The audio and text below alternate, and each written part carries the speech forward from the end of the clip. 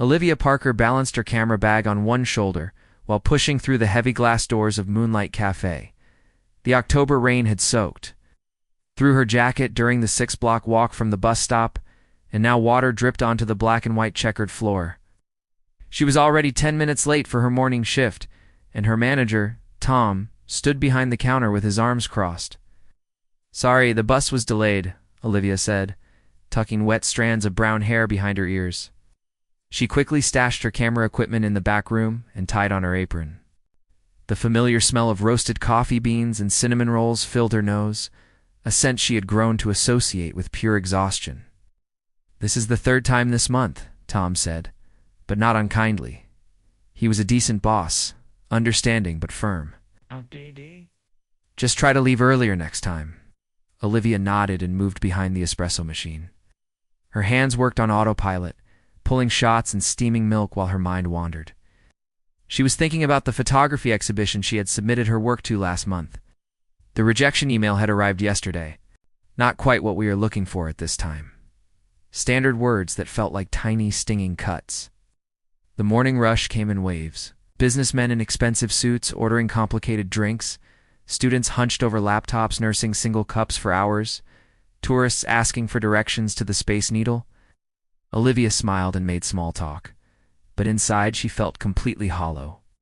At 26, she had imagined her life would look so different. She had graduated with honors from the photography program at Seattle University 4 years ago, full of hope and ambition. Now, she was working 50 hours a week between the cafe and weekend event photography gigs that barely covered her studio apartment rent. She felt stuck, like she was treading water in an ocean of other people's dreams.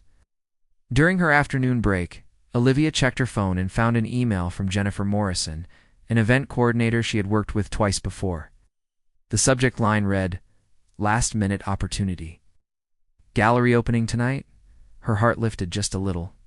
Jennifer explained that a regular photographer had suddenly fallen ill, and the event was in 4 hours. The pay was $300 for 3 hours of work, significantly more than Olivia usually charged. The gallery was downtown, showcasing contemporary Pacific Northwest artists. Without a second thought, she texted back immediately, "I can do it." The rest of her cafe shift crawled by at a snail's pace. Finally, at 5 o'clock, she clocked out and hurried home. Her apartment was a tiny studio in Capitol Hill, just big enough for a bed, a small kitchen area, and her makeshift photography workspace in the corner. Clothes were scattered across the floor, and dirty dishes were piled in the sink. She hadn't had the time or the energy to clean in weeks. Olivia showered quickly and changed into the only professional outfit she owned. A simple black dress she had found at a thrift store, and altered herself. She gathered her camera equipment, checking each lens with a careful, practiced touch. Photography was the only thing that made her feel alive, the only time the chaotic world finally made sense. Through her camera, she could capture moments of beauty that others overlooked, the way light fell across a stranger's face, the subtle emotion in someone's hands, the unspoken story in their eyes. The Morrison Contemporary Gallery occupied a converted warehouse in the historic Pioneer Square district. Exposed brick walls reached up to high ceilings with modern industrial lighting. As Olivia entered, she felt a little underdressed, despite her best efforts. Women in designer gowns mingled with men in tailored suits, everyone holding wine glasses and speaking in the hushed, reverent tones people use in art spaces. Jennifer met her near the entrance, looking incredibly relieved. "Thank goodness you are here. Just capture the atmosphere, the guests viewing the art, candid moments. You know what I need?" Olivia nodded, lifted her camera, and began working. She moved through the crowd like a shadow, invisible but observing everything. Her lens found interesting compositions. An elderly couple holding hands while studying a massive, vibrant, abstract painting. A young woman with bright purple hair laughing at something on her phone while standing next to a stoic sculpture. A server balancing a tray of champagne flutes with practiced, effortless grace. She was in her element, the world reduced to frames of light and shadow. She was just adjusting her aperture setting when someone stepped directly into her shot. Olivia lowered her camera, an apology ready on her lips, but the words disappeared when she looked up. The man standing before her was tall, probably in his early 30s, with dark hair that was slightly messy, in a way that looked intentional. He wore a charcoal gray suit that fit him perfectly, but what really caught her attention was his expression. He looked genuinely apologetic, not annoyed like most people did when photographers interrupted them. "I am so sorry," he said, his voice warm and deep. "I did not mean to ruin your shot." "No, it is fine," Olivia replied, surprised by how flustered she suddenly felt. "I was just getting some candid moments of the event." "You are very good at staying unnoticed," he commented. "I have been watching you work for the past 20 minutes. Most photographers make a spectacle of themselves, but you just blend in." Olivia felt her cheeks warm up. "Thank you. That is kind of the point. People are more natural when they do not know they are being photographed." He extended his hand. Nathan Sterling. His handshake was firm but not aggressive. Olivia noticed his hands were not the soft, manicured hands of someone who never worked. There were small, faint scars across his knuckles. Little hints of a life more complicated than his expensive suit suggested. "Olivia Parker," she said. Nathan didn't walk away as she expected him to. Instead, he asked about her photography, seeming genuinely interested in her answers. Most people at these events asked polite, superficial questions before moving on to someone they deemed more important. But Nathan listened. He really listened. "What drew you to photography?" he asked, as they stood near a window overlooking the rain-soaked street. "I think it was the idea of preserving moments that would otherwise just disappear," Olivia said, feeling more honest than she usually was with strangers. "Life moves so fast, and people forget. But a photograph remembers. It holds on to a feeling, an emotion, a piece of truth." Nathan studied her face with an intensity that made her a little nervous. "That is beautiful. Most people think photography is just about making things look pretty, but you understand, it is about connection." They talked for nearly 30 minutes, standing in a quiet corner of the gallery while the event buzzed around them. He told her he worked in technology investment, though he seemed reluctant to discuss the details. She, in turn, told him about her struggles as a freelance photographer, surprised at how easy it was to be vulnerable with this stranger. "Can I see some of your work?" Nathan asked. "Beyond what you were shooting tonight?" Olivia hesitated for a moment. Her portfolio website was amateur, hastily built on a free platform. But something about Nathan made her want to share it. She pulled up her site on her phone and handed it to him. He scrolled through her photographs slowly, studying each one. His expression changed as he looked, becoming more focused and serious. When he reached a series she had done on homelessness in Seattle, capturing the dignity and raw humanity of people living on the streets, he stopped scrolling completely. "These are remarkable," he said quietly, his voice full of genuine admiration. "You do not just take pictures, Olivia. You see people. You really see them." Just then, Jennifer appeared, reminding Olivia she needed more shots of the featured artist with guests. Olivia excused herself, but Nathan touched her arm gently before she could walk away. The brief contact sent an unexpected current through her body. "Can I take you to dinner sometime?" he asked. "I would love to continue this conversation." Olivia knew she should be cautious. She didn't know this man, and Seattle was full of people with hidden motives and complicated lives. But something in his eyes, a mixture of kindness and a deep underlying sadness, made her want to say yes. "I would like that," she heard herself say. Nathan smiled, and it completely transformed his face. He pulled a business card from his wallet, but Olivia noticed it was strange. It only had a phone number printed on it. "No company name, no title. Text me when you are free," he said. "We'll make sure it is somewhere special." After he left, Olivia stood there holding the simple card, her camera temporarily forgotten. She had photographed hundreds, maybe thousands of faces, and had learned to read expressions and body language. But Nathan Sterling remained a complete mystery, a mystery she suddenly wanted to solve. Outside, the rain continued to tap against the gallery windows.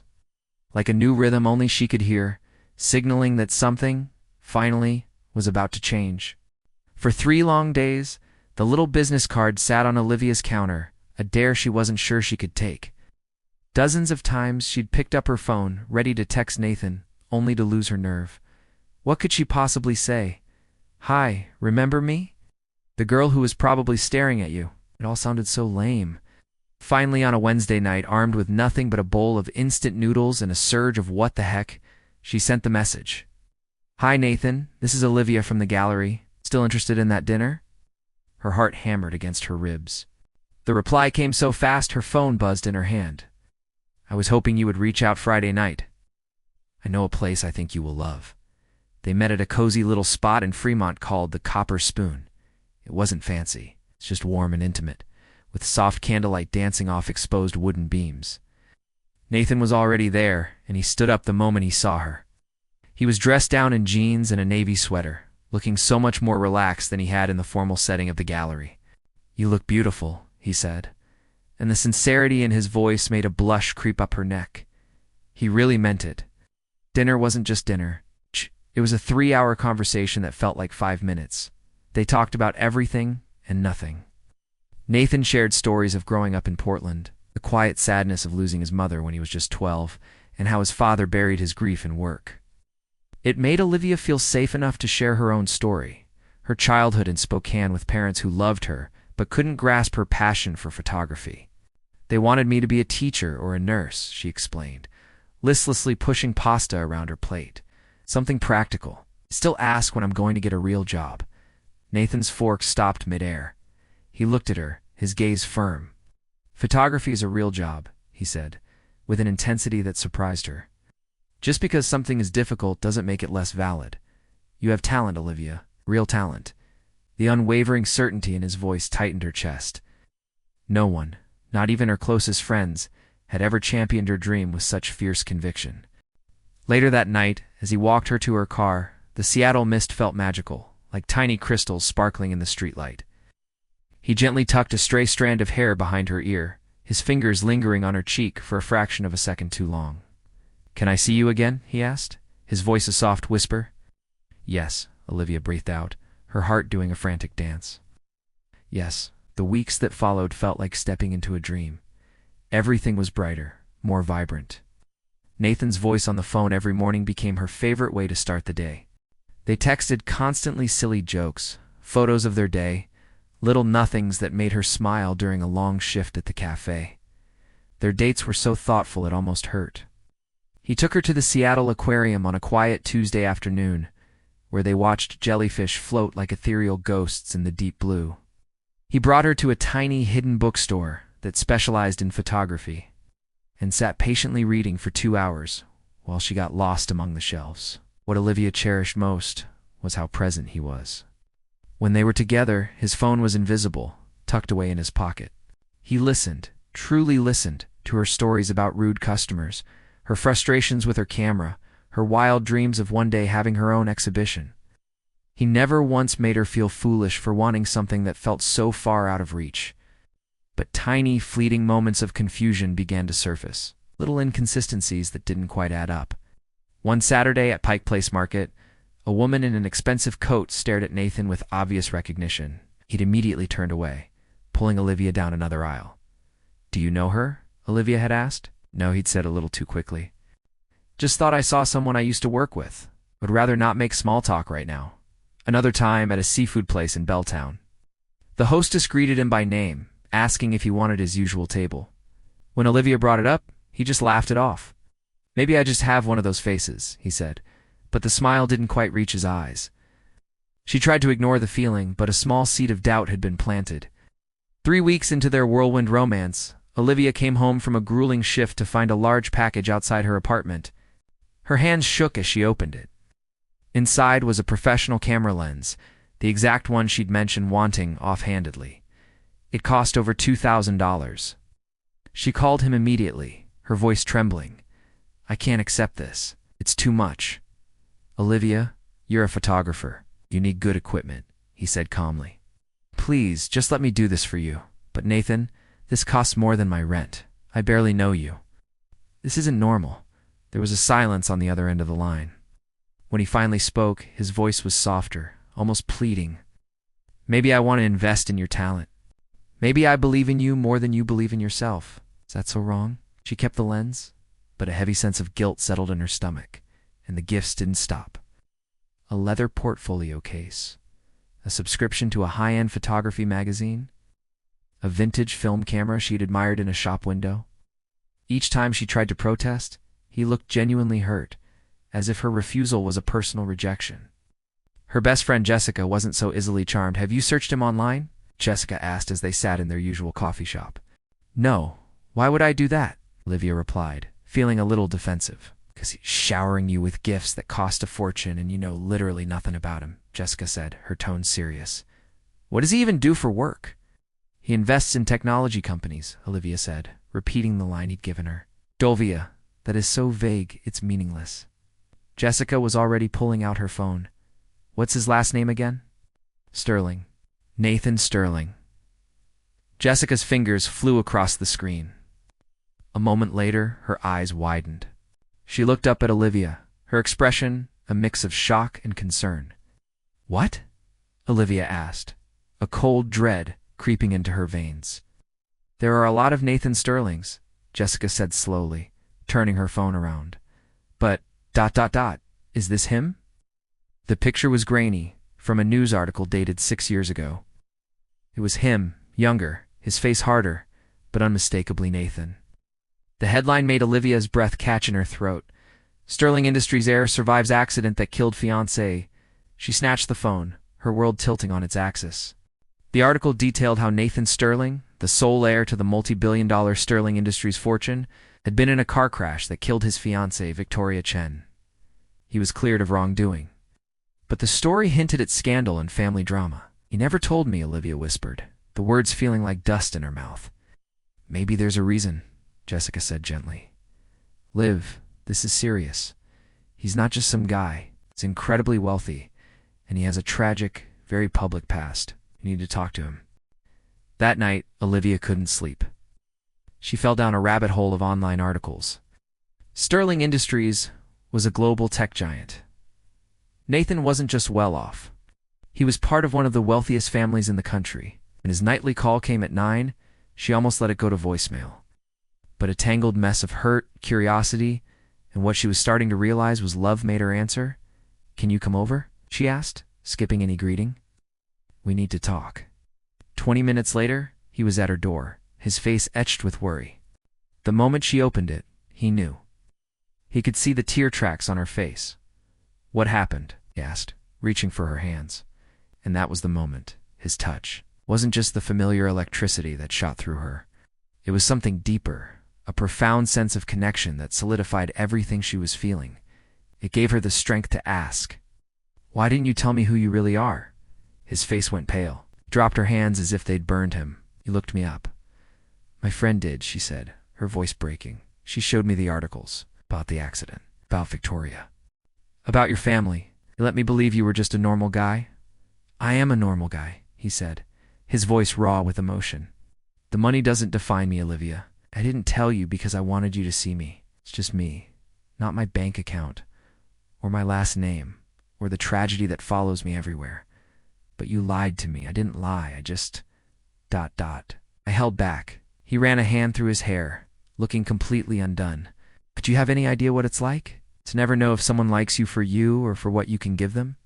Every relationship I've had since Victoria, it's been about the money, or the status, or trying to fix the broken rich boy. You were the first person who saw me as just Nathan. Tears streamed down her face now. I need you to be honest with me, she choked out. Completely honest. No more secrets. He closed the distance between them, taking her hands again, his grip almost desperate, as if he was afraid she'd vanish. I'll tell you everything, every single painful detail, but please, please, don't walk away from this. From us. What we have is real, Olivia. I know it's fast, and maybe it's crazy, but I have never felt this way about anyone, not even Victoria. The raw honesty in his voice shattered the last of her defenses. She pulled him closer, and their lips met in a kiss that was anything but gentle. It was urgent and messy, filled with all the fear and hope and confusion of the last few hours. When they finally broke apart, breathless, he rested his forehead against hers. Tell me everything, Olivia whispered. No, he did. He told her everything right there in her tiny apartment, and she listened, ready to build something real out of the wreckage of his past and the hope of their future. Thank you so much for watching. If you enjoyed this story, don't forget to like, subscribe, and hit that notification bell so you never miss an update. See you next time. The rain beat a rhythm against the window, a nervous tap-tap that matched the tension in the small apartment. Nathan perched on the edge of Olivia's couch, his knuckles white where his hands were clasped. Olivia had retreated to the opposite corner, her camera lying forgotten on the coffee table between them. The distance felt necessary, a buffer for whatever was coming next. Where do I even start? Nathan's voice was a whisper. Start with Victoria, Olivia said, her tone steady. Tell me about her. He closed his eyes. The words came out slowly, each one feeling like a fresh wound. Victoria Chen. She was everything I thought I wanted. Smart, beautiful, from the right family. Our parents were friends for years, so everyone just assumed we'd end up together, and we did. I proposed when I was 25. It felt like the next logical step, not because I was madly in love. He opened his eyes and met Olivia's gaze. I know that sounds terrible, but I did care about her. I really did. We were planning the wedding. She seemed happy. I thought I was happy too. Then one night we were driving back from a dinner party. It was raining, just like tonight. We were arguing about something silly. Wedding flowers or the guest list. I can't even remember now. His voice cracked. A car ran a red light. It hit us on Victoria's side. She died instantly. I walked away with a few broken ribs. The other driver was drunk, but somehow I became the villain. People whispered that I was driving too fast, that I was distracted. The investigation cleared me, but the guilt, it never went away. Tears streamed down Olivia's face. Nathan, I'm so sorry. That's horrible. I still don't understand what this has to do with us, with why you kept this from me. Nathan stood and walked to the window, watching the rain-soaked street below. This is the hard part, the part that might make you hate me. After Victoria died, I fell apart. I stopped working, stopped seeing my friends. My father tried to push me back into the family business, but I couldn't. For 2 years, I just existed. Then one day, I was walking through downtown Seattle, just trying to feel something, anything. He turned back to her, his expression tortured. I passed this little coffee shop, and in the window, there was a photography exhibition. Local artists. But the way they were captured, there was so much dignity, so much humanity. They made me feel something for the first time since the accident. Olivia's breath hitched. That was my exhibition. 3 years ago at the cafe where I work now, Nathan nodded. I went inside and asked who the photographer was. The barista told me your name. I saw you that day, Olivia. You were making coffee, laughing with a customer. You seemed so alive, so full of light, even though you created art about darkness. I bought 3 of your photographs that day.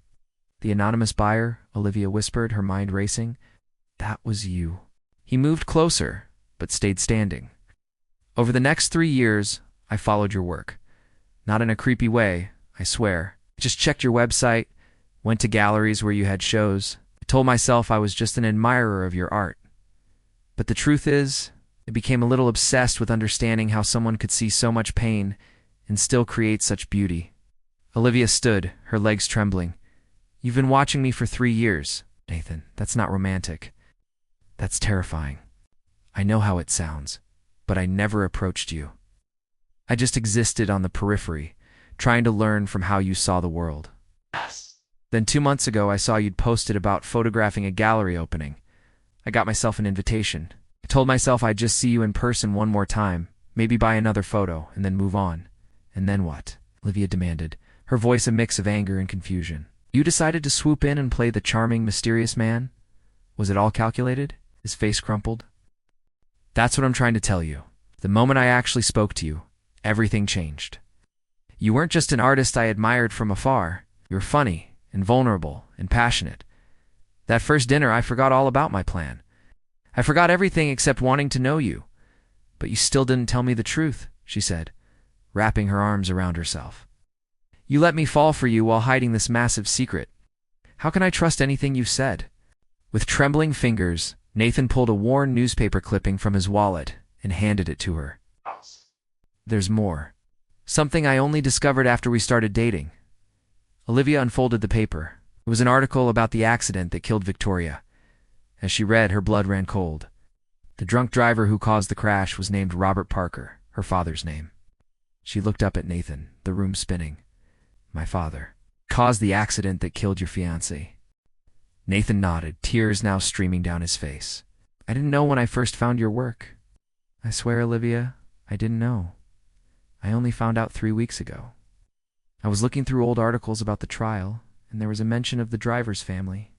His daughter, photographer living in Seattle. Olivia sank back onto the couch. My father went to prison for 5 years. Got out 2 years ago, but he was never the same. The guilt destroyed him. He barely speaks to me. I didn't tell you because I tried not to think about what he did, about the lives he ruined. The silence in the room was heavy with shared pain. Finally, Nathan sat beside her. "When I found out, I almost walked away," he said quietly. "I thought maybe this was some cosmic punishment, that I wasn't allowed to be happy with you because of what your father did, but then I realized. You are not your father, Olivia. His choices are not your burden to carry. Maybe this connection between us isn't about punishment. Maybe it's about healing."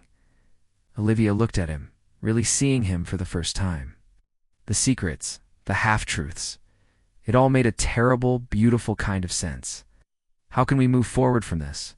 How can we build something real when it started with so much deception? He took her hand gently. "We start with complete honesty. From this moment on, no more secrets. I'll answer any question you have. And if you decide you can't forgive me, I'll understand. I need you to know that what I feel for you is real. The most real thing I've felt in years. I need time," she finally said. It's a lot.